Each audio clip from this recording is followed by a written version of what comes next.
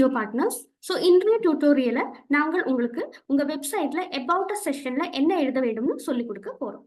So first ஒரு நல்ல about us பிரிவின் நன்மைகள் என்னன்னு பார்க்கலாம். ஸோ என்ஜிஓ பக்கங்களில் அல்லது மக்கள் உங்கள் நிறுவனத்தை பற்றி மேலும் அறிந்து கொள்ள முடியும். உங்களுடன் தொடர்பு கொள்ள விரும்பும் நபர்கள் உங்கள் நோக்கம் மற்றும் பார்வை தெளிவாக இருக்கும். மற்ற தன்னார்வ தொண்டு நிறுவனங்களுடன் அதிக தொடர்புகள் உருவாக்குவதற்கு இது உதவும். உங்கள் திட்டங்களும் செயல்பாடுகளும் பற்றி கூடுதல் தெளிவு அவங்களுக்கு கிடைக்கும். இனி உங்க அபவுட் அஸ்ல என்ன எழுத வேண்டும் என்பதை பார்க்கலாம். ஸோ ஃபர்ஸ்ட் பதிவின்படி அமைப்பின் பேர், உங்க ரெஜிஸ்ட்ரேஷன் என்ன பண்ணியிருக்கீங்களோ அந்த ரெஜிஸ்டர்ட் நேம் நீங்க கொடுக்கணும். உருவாக்கப்பட்ட ஆண்டு, முடிந்தால் தேதி உட்பட கொடுக்கவும். என்ஜிஓ செயல்படும் பகுதி கொடுக்கவும். அமைப்பின் முக்கிய நோக்கம் என்னன்னு கொடுக்கவும்.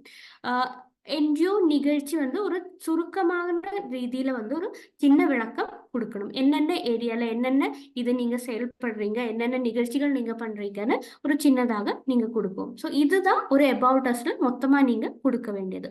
இப்போ ஒரு எடுத்துக்காட்டு உங்களுக்கு சொல்லி கொடுக்குறோம். இது ஒரு உதாரணம் தான். XYZ என்பது ஒரு அரசியல் ஒரு என்ஜிஓ. அது நான் ப்ராஃபிட்டா ஒர்க் பண்ணிட்டு இருக்காங்க. ஸோ இது இந்த ஆண்டு தொடங்கி இருக்கு. இந்த பகுதியில் இது ஒர்க் பண்ணிட்டு இருக்காங்க. ஸோ குழந்தைகளுக்கும் பெண்களுக்குமான பல நிகழ்ச்சிகளும் பல செயல்பாடுகளும் அவங்க பண்ணிட்டு இருக்காங்க. ஸோ இந்த மாதிரி இருக்கிற ஒரு என்ஜிஓ இது ஒரு எடுத்துக்காட்டு தான். ஸோ உங்க ஆர்கனைசேஷன் எப்படியோ அதுக்கேற்ற மாதிரி நீங்க உங்களோட வெப்சைட்ல அபவுட் அஸ் கொடுக்கலாம்.